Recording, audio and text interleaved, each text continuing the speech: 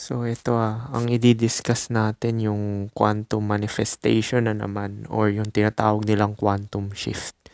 Kasi 'di ba sa quantum manifestation is yung gusto mo is ang gagawin mo i-embody mo. So kung ano yung gusto mo is tatapatan mo siya. Kasi nga subjective reality, 'di ba? Ini-experience mo lang talaga yung sarili mo. So kung ano yung gusto mo, yun ay dahil sa'yo, kagustuhan mo eh. Malamang kasi nagustuhan mo nga eh. Kung ano pa man yan, mostly naman sa atin gusto dumami pera. So tatapatan mo yan, di ba? Ano ba yung nagbibigay ng pera? Di ba byproduct lang naman yun. So pwede ka maging doktor, content creator, businessman. So kung ano yung napili mong identity is yun yung paninindigan mo, papaniwalaan mo sa sarili mo para kung paano ko mag-isip, kung ako ba tong doktor, paano ba siya mag-isip? Paano ba siya umasta? Paano siya magsalita? Kung content creator ako, ano ba ginagawa ng content creator? Nagpo-post ba siya everyday? Malamang. Tapos yung ano ba yung kailangan i-research, 'di ba? Ano ba yung kailangan ng mga gamit? So, basically, kailangan mo talaga magkaroon ng specific na gusto. Meaning yan yung sinasabi nila identity para sa sarili mo, 'di ba? Mag-isip ka talaga, kaya nga sinasabi nila minsan yung purpose mahirap hanapin. Kasi, oo nga, may gusto ka. Naranasan ko rin to, alam ko makaka-relate din kayo dito. Yung iba maraming ang gusto, 'di ba? Pero hindi pala pwede maganda marami kang gusto, dapat isa lang talaga. Kasi pagka marami kang gusto, scattered siya. So, mangyayari is, maguguluhan yung quantum field, meaning yung infinite possibility sa present na ibigay sa'yo yung gusto mo. Kasi ang dami nga, di ba? Hindi pwedeng ganun kasi nga, one at a time lang. Ilan ba katawan mo? Ito lang common sense Ilan ba yung katawan mo? Di ba? Isa lang naman, di ba? Ilan yung reality mo? Na ngayon, yung kasama sa katawan mo, isa lang, di ba? So, kailangan mo talaga maging specific. Sinasabi nga nila, specific na pera. Magkano ba gusto mo? 100 million ba yan? Tapos, yung specific na identity, basketball player, athlete.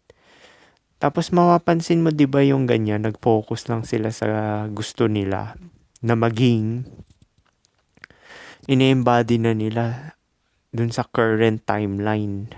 Parang yung mga basketballista, di ba? Basketball na sila agad, nagpa-practice na bata pa lang. So maganda talaga habang maaga pa lang, alamin mo na talaga gusto mo. Pero minsan hindi mo rin siya malalaman kung hindi mo trinay, di ba? Kasi merong ibang tao, itry mo, sabay, ay, di ko pala siya gusto, parang hindi pala ako magaling dito or ano. So yan ang pinakamalaking mali ng karamihan sa quantum shift ay ginagawa nilang parang habulan. Kapag habol ang energy mo, ang signal mo ay wala pa sa akin. Kaya kahit anong affirmation, yan nga yun oh. Kasi nga, dapat i-embody mo na talaga. Kuwari, gusto mo maging basketball player, di mag-basketball ka na, di ba? Kasi yung hinahabol, di ba, habol, chasing, ibig sabihin wala pa sa'yo. Kaya nga sinasabi dito, mag-focus na lang sa sarili. Actually, yun lang talaga formula ko sa lahat Pagpo-focus sa sarili, alamin mo yung gusto mo talaga, tsaka mahalin mo sarili mo. Overthinking, monitoring, at force action, lalo lang lumalayo yung reality na gusto mo. Kasi mostly pera end product lang gusto, 'di ba? Ayaw nila pagdaanan yung ginagawa. Actually, kung pinag-focusan mo kung ano talaga yung gusto mo, byproduct na lang yung pera. Hindi mo nga dapat iisipin yung pera kasi pag pera yung inisip mo, well, goal yan, end result na yan, 'di ba? Wala naman sigurong kakatok sa yun sa kwarto mo na tao po, ito na yung 1,000,000 mo. Hindi ganun, di ba? So mag-iisip ka kung ano ba yung gusto kong profession sa sarili ko. Content creator, pilot. So mag-iisip ka talaga. Wala namang kakatok sa'yo sa pintuan mo. Biglang sasabihin, hello, ito ba yung gusto mo? Alam ko gustong gusto mo na to. Ito na. 1,000,000 mo. Hindi ganun. Walang ganun. Kaya ka nai-scam dahil sa ganyang mindset eh.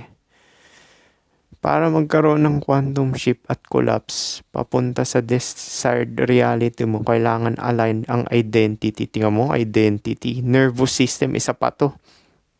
Malupit tong nervous system na to kasi hindi tatalab yung affirmation mo na sinasabi mo na magaling ako, confident ako. Paulit-ulit mo sasabihin, sabay yung kalooban mo, taliwas, di ba? Hindi ka confident, hindi ka magaling, puro ka rejection, emotion at belief mo. O isa pa yon yung paniniwala. Kaya shinare ko rin yung paniniwala na burahin nyo na talaga yung paniniwala nyo. As in, i-align nyo yan sa zero. Si God ba may paniniwala? Siyempre, ginawa ni God lahat ng possibilities. May good at evil, di ba? So, hindi mag-i-exist yung isa kung wala yung isa. So, malamang wala talagang tama at mali. Lahat pwede mong paniwalaan, lahat pwede mong gawin. Pero hindi lahat makakabuti sa'yo. Kaya ako nga shinare yung ganung knowledge para mabura talaga yung paniniwala mo, di ba? Yung mga brainwashing sa lipunan. Kaya nga magbabase ka na lang, ito ba makakabuti ba to sa akin? Sige, gagawin ko. Kahit pa, sa tingin ng ibang tao, hindi makakabuti yan. Gawin mo pa rin. Kasi yun yung tingin mo eh. Ibig sabihin para sa... Now, sino ba may katawan? Ito na naman tanong ko. Sino may katawan? Ikaw, di ba? Sila ba gagawa nung tingin mo na makakabuti? Hindi, di ba? Ikaw gagawa eh. So, ba't mo sila papaniwalaan, di ba? Kaya nga sinasabi ko yung subjective reality kasi yan din yung ng nervous system nyo. Kasi malupit tong nervous system. Alam mo ba yung katawan natin may memory? Ibig sabihin kung may mga past traumas ka dyan, tapos makarinig ka lang ng boses or mga parang senaryo na umulit dun sa past trauma mo, manginginig yung katawan mo or yung katawan mo parang may isi-signal na parang mali. Ganun kalupit yan nervous system. Kaya nga shinare ko rin yung strategy dyan, di ba? Na minsan yung mga nakakatakot sa'yo, kasi sa utak lang naman yung takot, di ba? Kung hindi naman nakakasakit yan ng katawan mo or mamamatay ka sa gagawin mo, is gawin mo siya ng paulit-ulit. May tawag dun sa psychology, sensitization eh. So, itong practical strategy, identify first bago manifestation. Hindi mo minamanifest ang gusto mo. Minamanifest mo kung sino ka. Yan nga yun, yung sinabi ko kanina. Kapag ang identity mo ay kulang, nag-aantay o desperate, yung mga magko-collapse, yun ang magko-collapse bilang reality. O, ano ba ibig sabihin ng desperado? Kulang, aantay. Hindi mo pa in-embody yun, yung gusto mo. Ibig sabihin, hindi mo pa tinapatan yung energy na yun. Tanungin mo, paano mag-isip ang version ko na meron na nito? Paano siya kumikilos? Actually, nasa libro ko to eh. Ito mga ganito eh, mga Actually, yung libro na yun, binabasa ko rin siya. Kanina bago ako magpagupit, binasa ko rin siya eh. Malupit din eh. Paano siya kumikilos ng walang takot? O yan yun, takot sa utak lang naman to eh. Kahit naman yung mga nakakamatay na gagawin, may mga tao na gumagawa yan. Kasi tanggap nila na, well, parte ng action yan. Kung gusto mo yung mga risky na gagawin, alam mo siguro yung cause and effect nun, di ba? So, ba't ka matatakot? Paano siya magtiwala kahit walang visible evidence? Stop excessive monitoring kapag lagi mong chinecheck. Nasaan na? Bakit wala pa? Kailan darating? O kasi pagka ganito, naghahabol ka, 'di ba?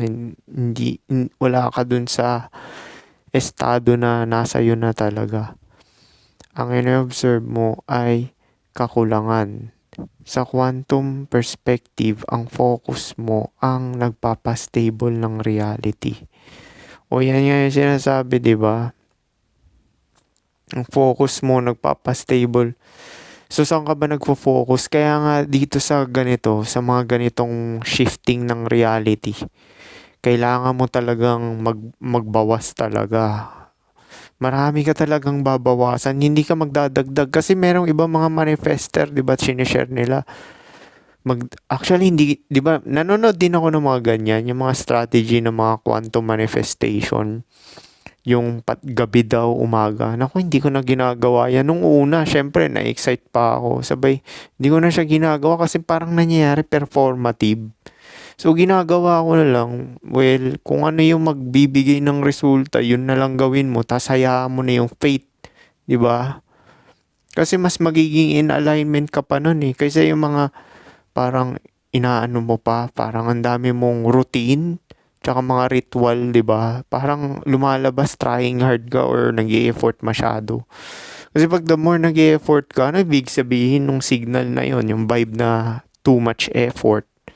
Ibig sabihin, wala pa sa'yo, di ba? Kasi nag-e-effort ka nga eh. Trust is allowing. Yan yung sinasabi ko. Gawin mo na lang talaga yung gusto mo. Take note yung gusto mo. At the same time, nakikita ka ng pera. Tapos hayaan mo na yung faith. Trust is allowing. Desperation is resistance. Coherence ng isip, emotion o katawan. Alignment talaga to. Coherence is alignment yan. Medyo malalim nga na English yan nung una. Hindi ko, ano tong coherence na to? Hindi sapat na positive ang thoughts mo, pero takot naman ang katawan mo. O yung nervous system mo.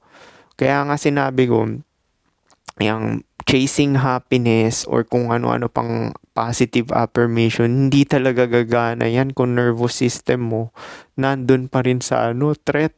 Nakafocus pa rin sa threat tsaka sa flight or flight.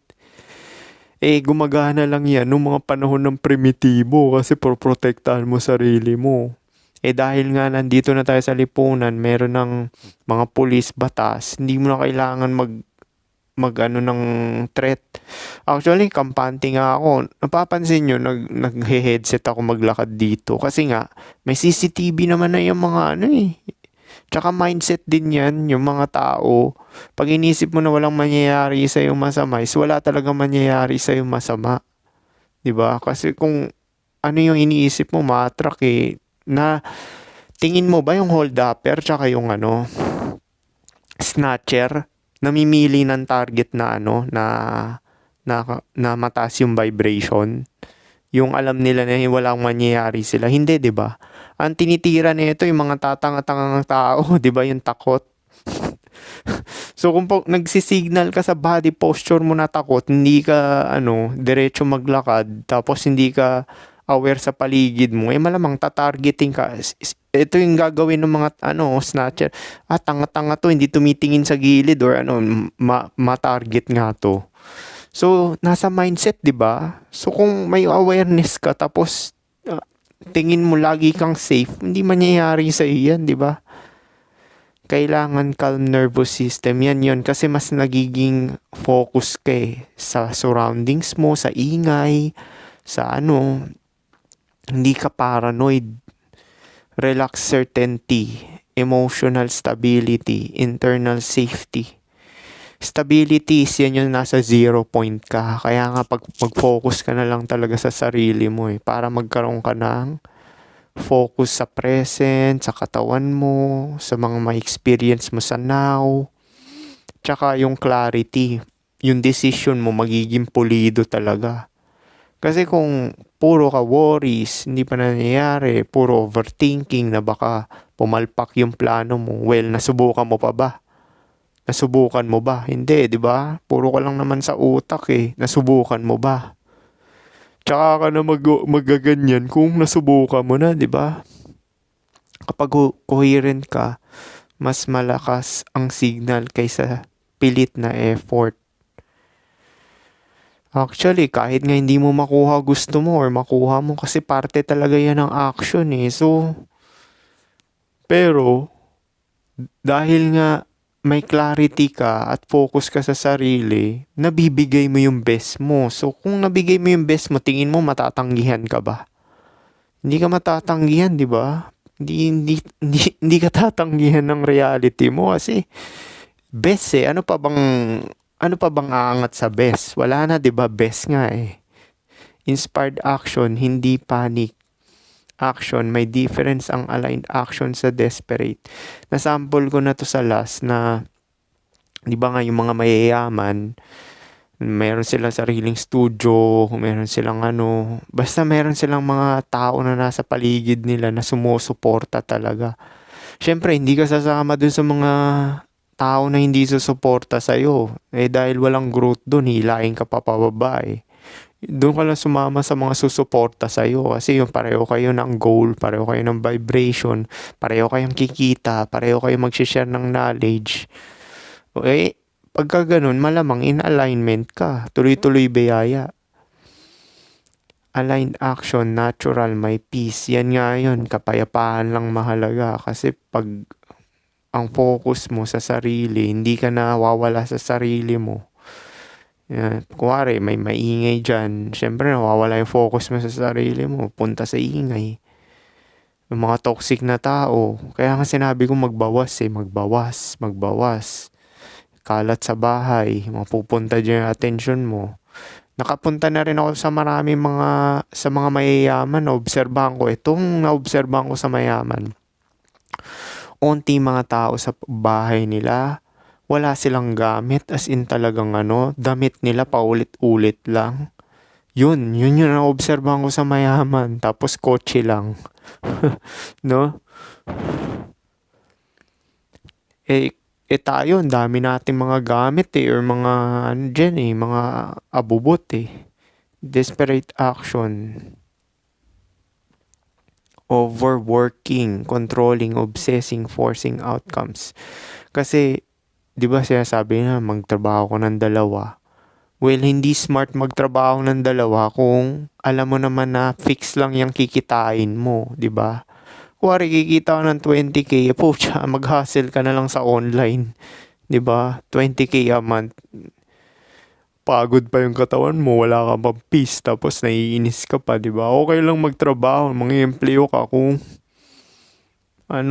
nag-uumpisa ka pa lang. Pero para makaalis dyan sa paycheck to paycheck, syempre mag-isip ka na ng iba pang malaki bigay, di ba?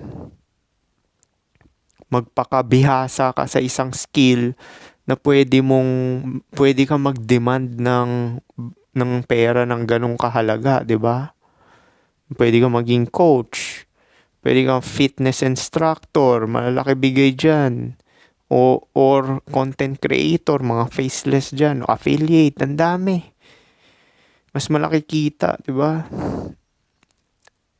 Minsan, mas mabilis dumating ang opportunities kapag tumigil ka sa paghabol. Actually, hindi ka nga dapat talaga magbahabol. Ang gawin mo yung best mo para sa sarili mo.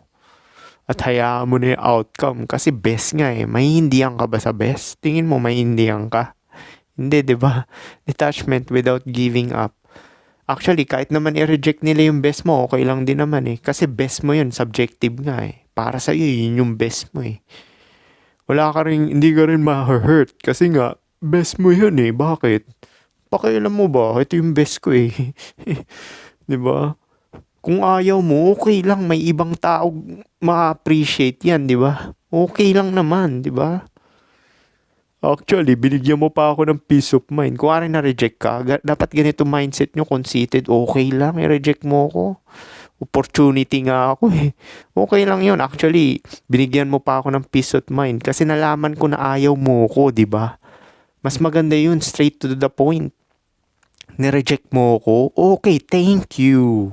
Nalaman ko na ayaw mo ko at hindi mo na ako ginamit, 'di ba?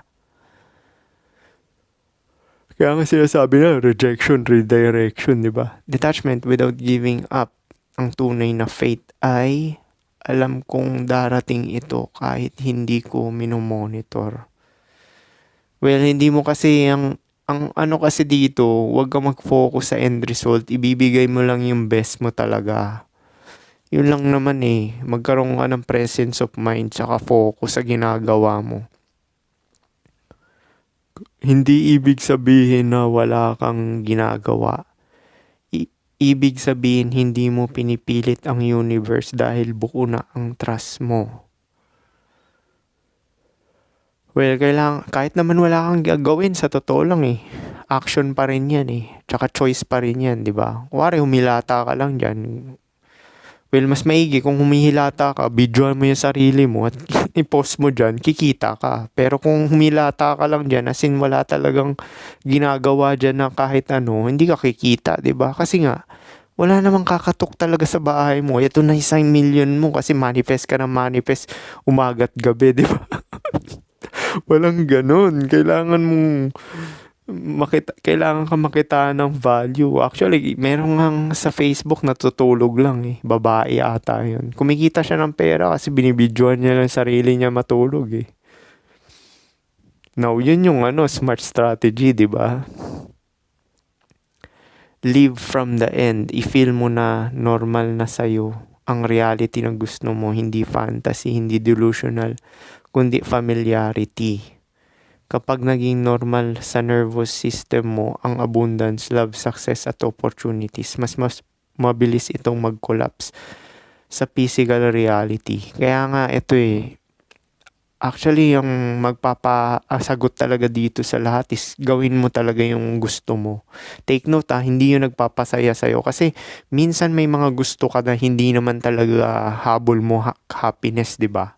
Kaya nga sinasabi ko sa inyo, hindi ko sinabing happiness, magpapasaya sa'yo. Naku, fantasy yan.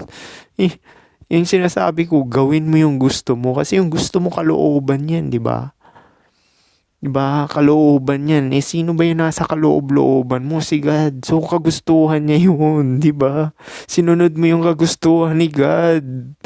Kahit na ayaw ng mga pamilya at anak mo, kahit ayaw ng mga kaibigan mo, ginawa mo siya dahil yun yung kagustuhan ng sarili mo ni God, di ba? Sinunod mo lang talaga. Kaya nga hindi ko sinasabi dito, gawin mo yung magpapasaya sa'yo. Nako, ano ka, bata? Bata ka ba? Ano ka, bata? Di ba? Hanggang ganyan mag-isip. Kasi yung happiness, trap nga yan Di ba yung happiness, chasing happiness is malamang, obviously, duality matrix. Kung ano nagpapasaya sa'yo, pag tinanggal sa'yo yan, lulungkot ka, di ba? Obviously, kung ano yung saya sa'yo, nawala sa'yo, malulungkot ka, magiging down ka, tapos hindi mo kakayanin, di ba? Kaya nga sinasabi ko, gawin mo yung gusto mo. Kasi meron kang mga gusto na minsan taliwas talaga sa lahat, di ba? Pero gusto mo lang talaga siyang gawin. Ang quantum shift ay hindi nangyayari dahil sa sobrang effort. Nangyayari ito kapag aligned ka, coherent ka. Yan nga, gawin mo yung gusto mo. Diba? Medyo mahirap to kasi nga, paano kung yung mga gusto mo, kunwari introvert ka, mostly kasi na introvert, iba yung gusto ko, iba nung gusto. Kagaya ko, pansin nyo, lagi ako nag-headset kasi mahilig ako makinig ng music tsaka mga podcast. So, mas gusto ko pag gawin yun kaysa makipag-usap. Now, pagka hindi ka nakipag-usap sa mga tao, diba, parang sasabihin sa'yo, arrogante ka, mayabang, or full of yourself. Yun yung sasabihin nila. Pero, yun yung nagbibigay sa'yo ng kapayapaan di ba? So, yun yung gawin mo, di ba? Kasi yun yung gusto ni God kalooban. Kasi yung dinidikta ng kalooban mo, kagustuhan ni God yan Kaya nga pagka may taong nagja-judge sa'yo or nagsishame sa'yo or kinikriticize ka, well, yun yung kagustuhan nila yung hindi nasunod. Pero yung kagustuhan mo, dahil sinunod mo yung kagustuhan mo is, yun yung ayaw nila, di ba? Kaya pwede mo naman sabihin sa kanila, no?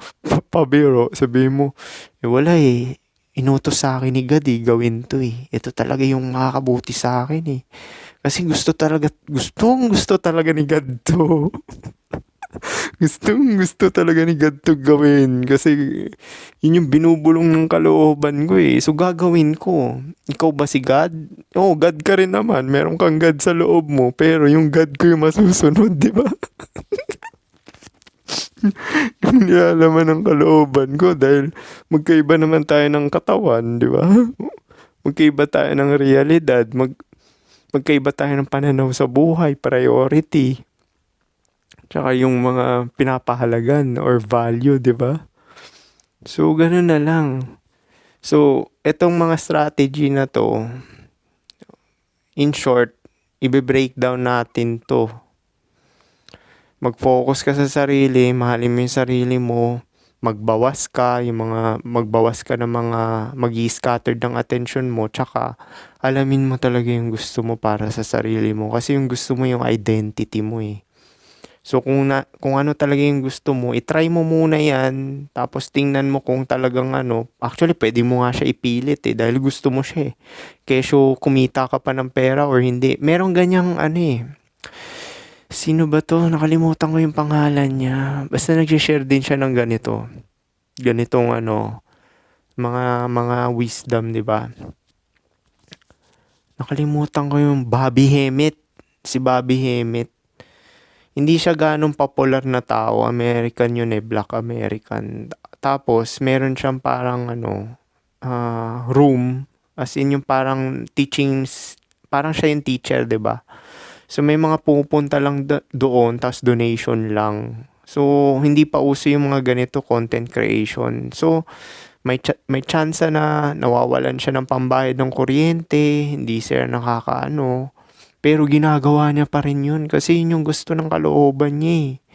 So, regardless, hanggat meron mga ganun eh. Kaya nga sinasabi ko, hindi nakabase talaga yung success sa sa money. Kasi, ang success talaga is yung gusto mo talaga yung gusto mo. Byproduct na lang kasi yung pera. Kasi si Bobby Hemmet, biruin mo. Ginagawa niya lang yung pag-share ng info na ganito. Kesyo may tumangkilik or wala, basta meron lang sa talaga siyang pagkain tsaka masisilungan, is okay na, fulfilled na siya dun. Diba? Meron nga, oo nga, yumamang ka, pero kung di naman yung gusto ng kalooban mo, diba?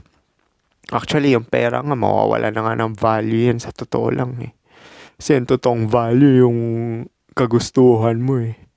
Yun talaga yung totoong value. Kasi yung money, ano lang naman yan eh, pangbili mo ng pagkain eh, pangbayad ng renta.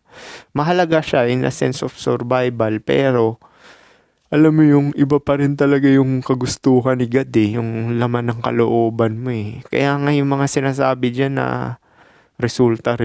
Hindi ako sumasang-ayon dun kasi nga, ang success is personal talaga yan, subjective. Marami rin kasi, so ibig sabihin pala, failure pala yung mga pare, mga monk, na hindi nagpa-participate sa lipunan kung basehan lang talaga pera, 'di ba? 'Di ba? Kung basehan lang talaga pera, o so yung mga magsasaka pala na ganun lang kinikita, hindi sila successful. Well, lahat ng tao may importante at successful. Kung titingnan mo to in general, hindi lang pera talaga, 'di ba? Kasi kung wala sila, tingin mo ba mag-uusad to? Interconnected tayo, 'di ba, para sa survival. Kung walang janitor, walang magsasaka, walang kasi yan yung pinopromote sa toxic positivity, 'di ba? Yan yung sinasabi nila eh, na lahat mag-businessman. Well, kung lahat mag-businessman, hindi ka makakakain, wala kang kakainin na kanin, tsaka wala kang kakainin na karne, 'di ba? Walang magbababoy sa palengke. 'Di ba? Yan yung toxic common sense naman, 'di ba? Common sense, 'di ba? Hindi naman ganoon 'yun. Yung basehan ng success is yung kagustuhan ng kalooban mo, 'di ba? Hindi naman 'yun yung pera-pera lang. Mahalaga yung pera, pero at the end of the day, mamamatay rin naman tayo lahat eh. Kaya yung chasing, minsan nga trap yan eh. Alam mo yung tipong sa sobrang yaman mo, natakot ka na mamatay. Ayaw mo na mamatay, di ba? Kasi may iiwan ka tsaka pinaghirapan mo ng todo yung kayamanan mo, di ba? Kaya nga yung meron mga totally talaga nagising, basta meron lang silang passive income na saktuhan. Yun talagang wealth eh. Yun ang totoong wealth, yung passive income. Kaya nga yung mga Buddhist, di ba, nasa monk sila, may mga foundation lang sila. Kasi dun sila kumukuha ng pangkain nila tsaka pambayad ng renta. Passive na rin yun kasi nga, may tulong ng ibang tao, 'di ba? Pero at the end of the day, yun talaga yung wealth. Yun ang totoong wealth, yung may passive income ka at nagagawa mo yung gusto mo.